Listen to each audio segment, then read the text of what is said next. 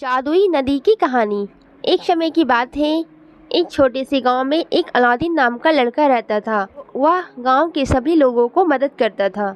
एक दिन अलादीन नदी के पास जा रहा था कि उसने देखा कि गांव के सभी लोग वहां गायब हो गए हैं और नदी अपनी ओर खींच रही थी। अलादीन को पता चला तो वह गांव के लोगों को मदद करने के लिए चला गया। जब वह उस नदी के पास गया तो उसे पता चला कि यह नदी कोई आम नदी नहीं है।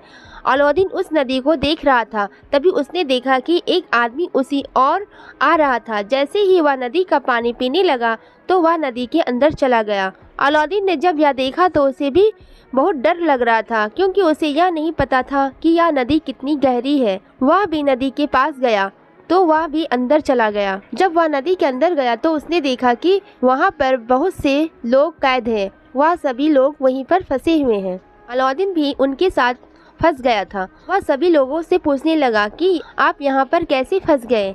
वह सभी यही बात कहने लगे कि हम सभी पानी पीने के लिए जैसे ही पास आए तो हम यहाँ पर फंस गए हैं। उसके बाद एक आदमी अलादीन से कहता है कि तुम्हारे पास कोई चिराग है? अगर है तो मुझे दे दो, अगर नहीं है तो कोई भी यहाँ से नहीं जाएगा।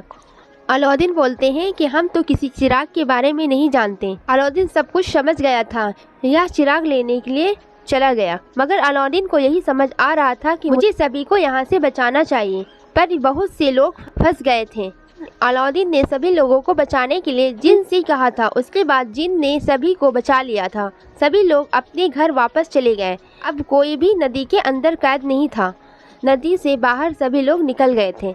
उसके बाद अलादीन भी बाहर आ गया था, मगर वह आदमी कौन था उसके बारे में अलादीन को कुछ भी पता नहीं चला, क्योंकि अलादीन वहां से आ गया था। मगर यह बात समझने की थी कि कौन सभी को बुलाने यहाँ पर आया होगा। वह नदी के सहारे क्यों आता है? क्योंकि वह कोई अन्य नदी नहीं था, वह एक जादुई नदी थी। इसलिए यह बात सभी गाँव वालों को पता चल गई थी कि यह जादुई नदी है।